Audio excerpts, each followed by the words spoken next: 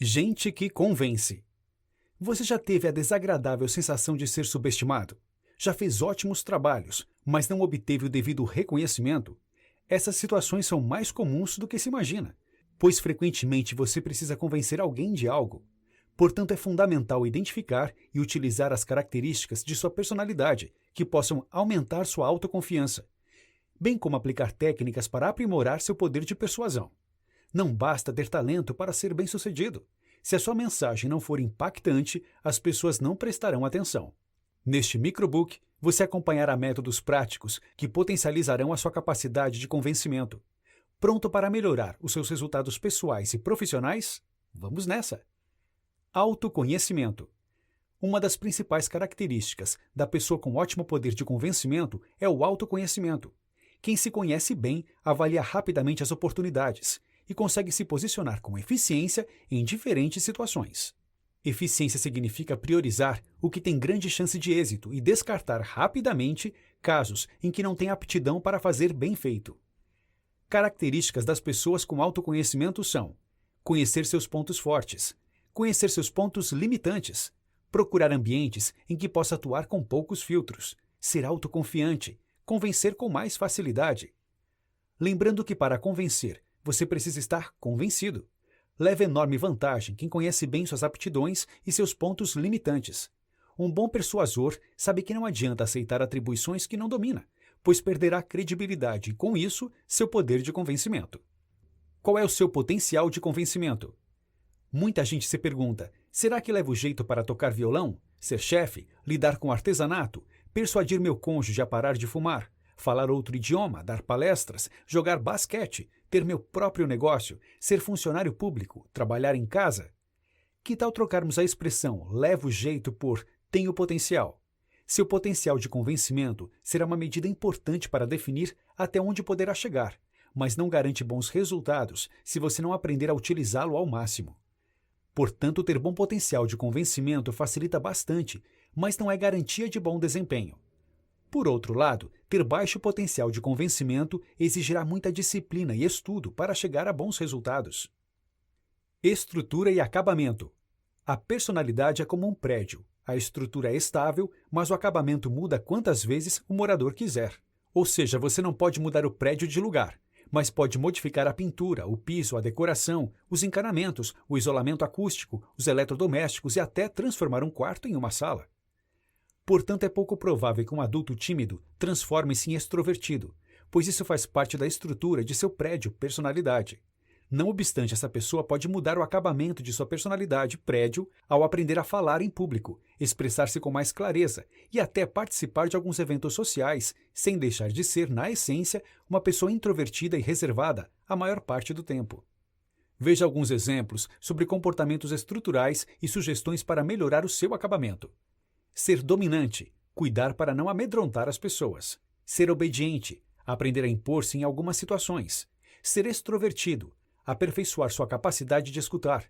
Ser tímido, desenvolver a habilidade de falar um pouco mais. Ser impaciente, aprender a ser menos intolerante com pessoas lentas. Ser calmo, aumentar um pouco o seu ritmo. Ser perfeccionista, aprender a relaxar em algumas situações. Ser flexível, aperfeiçoar sua capacidade de seguir regras. Resumindo, você precisa conhecer suas características estruturais mais marcantes e usá-las ao máximo. Precisa também ajustar o que está faltando por meio do acabamento e dar tempo para que os resultados apareçam. Existem 5 modelos de personalidade. Veja se você se enquadra em algum desses. Solitário independente, resolvedor estudioso, desafiador supersincero, carismático criativo, mão na massa trabalhador. Cerca de 20% das pessoas não têm nenhum dos 5 perfis em alta intensidade, mas apresentam atributos de pelo menos 3 desses citados acima. Valor? A maioria das pessoas precisa vender seu peixe no dia a dia, seja para convencer um recrutador a contratá-lo, estimular o filho a estudar mais, persuadir um amigo a fazer um tratamento médico, provar aos pais que merece ter mais autonomia e assim por diante. É importante ter em mente que negociação é uma troca, e você precisará oferecer algo que a pessoa dê real importância. Se for um profissional liberal, eletricista, artesão, arquiteto, professor particular, consultor, a venda é mais discreta. Sendo um profissional que trabalha em empresas, é ainda mais sutil. Se for um vendedor, a venda é direta e explícita. Seja qual for o seu caso, será preciso analisar o valor daquilo, para então escolher uma estratégia coerente de convencimento, pois é ineficaz usar as mesmas técnicas para diferentes percepções. O problema é que muita gente confunde preço com valor. Preço é um número, valor é a importância que se dá a algo. O que aumenta o valor de seu produto ou serviço? Alta qualidade de seu produto ou serviço, reconhecimento público, boa reputação, preço compatível com a lei de oferta e procura, boa distribuição, estar disponível para compra, propaganda eficiente, ser raro ou exclusivo, ter um grande público-alvo, ter alta demanda, ser superior à concorrência. Tenha valor, o preço vem depois.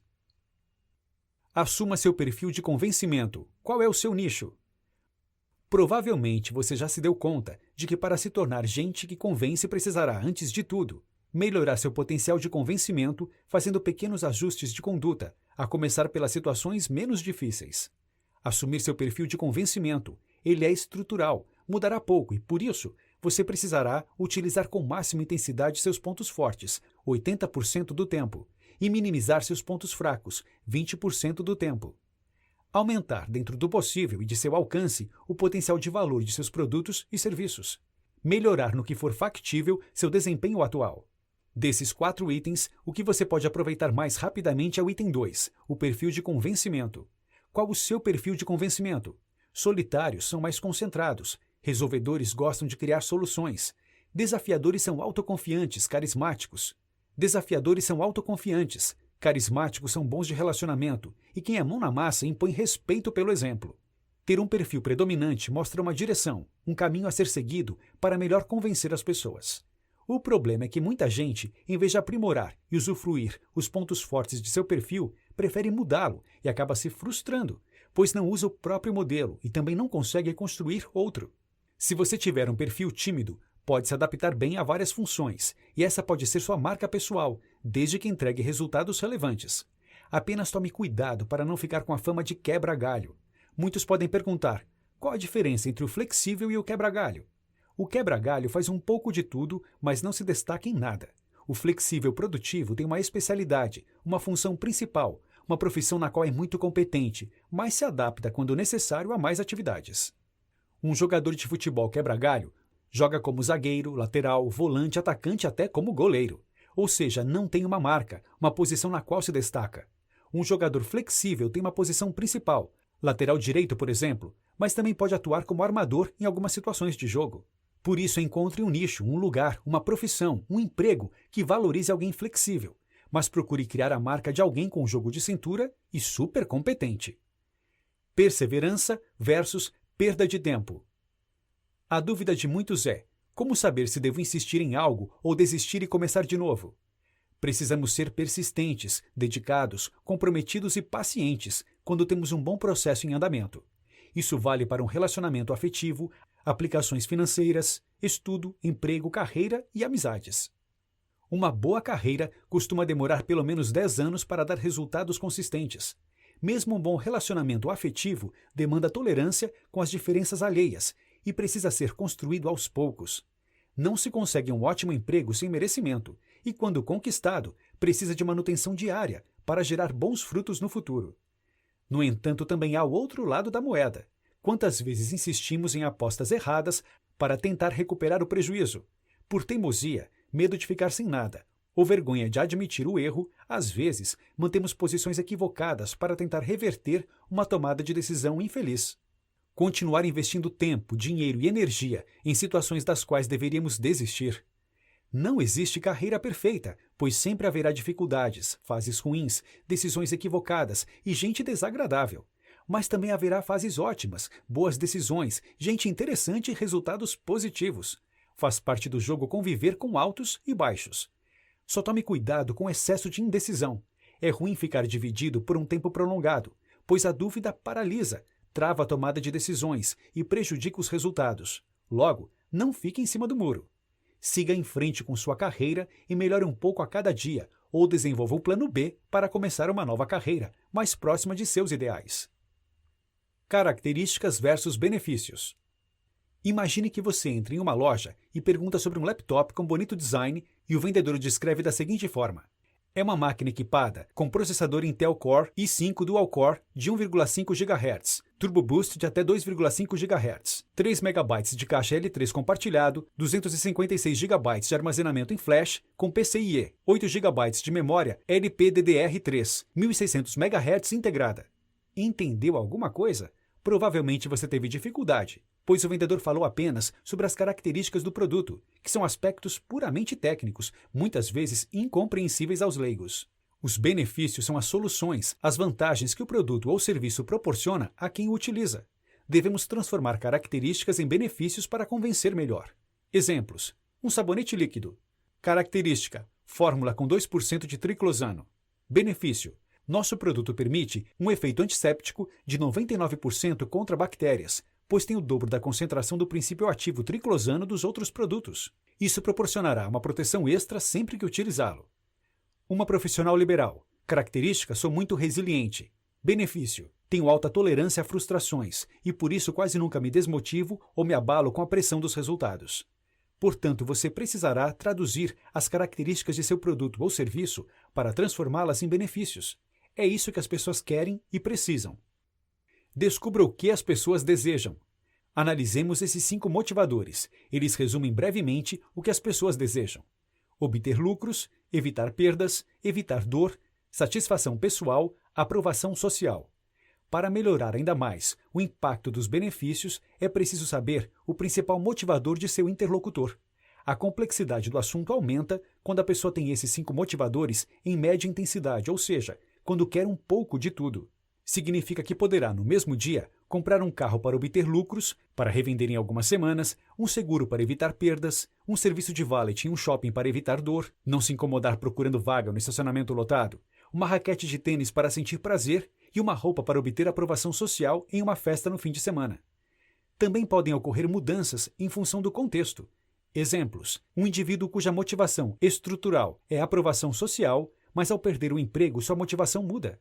Alguém cuja motivação estrutural é obter lucro debaixo de intenso estresse. Doença, separação conjugal, grande insatisfação profissional. Pode mudar por algumas semanas para evitar dor. Com o passar do tempo, a tendência será voltar ao motivador estrutural mais intenso. Por isso é preciso ficar atento para identificar o principal motivador da pessoa. O seu produto depende dessa identificação. Quanto mais rápido você identificá-la, melhor. Quebre a barreira invisível. Para convencer, você precisará, muitas vezes, quebrar uma barreira invisível, que varia de alguns centímetros a metros de espessura. Essa barreira chama-se desconfiança, e quanto mais espessa, pior será o processo de comunicação. De certo, nossos ancestrais não eram simpáticos e calorosos com os estranhos, muito pelo contrário. Sobreviver era uma luta diária, e evidências arqueológicas indicam que aconteciam batalhas violentas na disputa pelos melhores pontos de caça e abrigo, o que ocorreu por centenas de gerações até chegarmos à relativa boa convivência atual. Os desconfiados e arredios viviam mais e passavam à frente seus genes. Logo, a maioria de nós é geneticamente programada para desconfiar da intenção de estranhos e até de conhecidos. Portanto, você precisa romper essa barreira, tirar a pessoa da defensiva, permitir que ela relaxe e interaja com uma relação franca e amistosa. Há alguns fatores que aumentam a barreira e induzem a pessoa a permanecer na defensiva, omitir informações ou manter uma falsa amabilidade. Quebre-a. Adapte-se ao outro. Quando você já conhece a pessoa a ser convencida, é fundamental analisá-la previamente para descobrir como ela funciona mentalmente, principal motivador, profissão, família, hobbies, paradigmas morais e, principalmente, as características mais marcantes de personalidade. A pessoa é dominante ou obediente, extrovertida ou introvertida, paciente ou impaciente, meticulosa ou flexível. Quanto mais souber a respeito do mapa mental de seu interlocutor, mais fácil evitar um tema sensível e mais agradável será uma conversa sobre assuntos afins, como um hobby.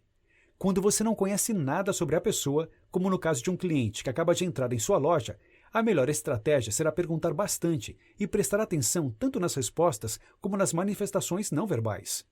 O objetivo, antes de convencer, é entender com quem você está lidando. Outra situação comum é aquela em que você consegue marcar uma entrevista, encontro, almoço ou reunião com alguém para quem precise vender algo, conseguir um emprego, obter apoio ou causar boa impressão. Há alguns anos, coletar informações sobre alguém era difícil e muitos desses encontros dependiam da habilidade de improviso para captar informações na hora. Com o avanço das mídias sociais e dos sites de busca, essa missão ficou mais fácil, pois quase todos deixam um rastro de informações pessoais e profissionais que você deve conhecer para se adaptar melhor ao mapa mental do outro. Em encontros fortuitos ou inesperados, é necessário improvisar. Em situações importantes, será fundamental recolher informações a respeito de seu interlocutor. A regra dos 5 minutos. O cérebro, de modo não consciente, avalia riscos o tempo todo, pois, como vimos, somos geneticamente programados para evitar perigos, principalmente quando lidamos com estranhos. Tudo que parece ameaça causa rejeição. O parecido atrai, o diferente repele. Portanto, em um primeiro encontro, você terá pouquíssimo tempo para causar uma boa impressão, quebrar a barreira invisível e deixar o outro à vontade para descobrir o que ele quer. Você deverá permanecer atento nos primeiros 5 minutos de conversa, pois esse é o tempo que a maioria das pessoas precisa para inconscientemente avaliar se o interlocutor representa uma ameaça ou uma oportunidade. Significa que nesse período você precisará manter uma postura amistosa e respeitosa até conseguir ler a outra pessoa. Demonstre interesse genuíno. Uma das maiores necessidades humanas é a de ser ouvido. A maioria de nós aprecia quem nos dá atenção genuína, mas isso é cada vez mais raro. A impaciência, aliada à falta de tempo, faz com que interrompamos as pessoas, falemos muito e escutemos pouco. Com isso, perdemos a preciosa oportunidade de saber o que o outro pensa, desejos, ambições, dúvidas, frustrações, motivações e até restrições. Demonstrar interesse não é apenas sinal de educação e respeito, mas também uma das estratégias mais eficazes para conquistar a simpatia de qualquer pessoa. Como você se sente quando um conhecido mal lhe dá boa noite em uma festa e desanda a falar sobre seus projetos como se estivesse falando com uma parede? Qual é sua reação ao receber do chefe um pedido para trabalhar no fim de semana, sem demonstrar a menor preocupação com suas demandas familiares ou eventuais compromissos já assumidos? Qual é sua sensação ao ouvir do cônjuge que marcou um jantar com clientes em sua casa sem consultar-lhe? Qual é seu sentimento ao ouvir do pai ou da mãe que sua tristeza é coisa de desocupado, sem preocupar-se em ouvir os motivos? Como você reage quando conta uma tremenda vitória a um amigo e ele, além de não prestar atenção, descreve uma conquista ainda maior? Provavelmente sente-se mal, pois na verdade gostaria apenas de ser ouvido com atenção. Lembre-se disso da próxima vez que estiver do outro lado e tão somente ouça de boa vontade. A pessoa ficará agradecida com esse pequeno gesto. Benjamin Disraeli e William Gladstone foram rivais ferrenhos e se revezaram no cargo de primeiro-ministro inglês entre 1868 e 1894. Ambos eram inteligentíssimos, respeitados e poderosos, cada qual com seu estilo. E uma passagem comentada pelo autor Nicholas Boothman ilustra uma das diferenças marcantes entre eles. Gladstone e Disraeli, certa vez, jantaram com uma mesma senhora em diferentes dias na mesma semana.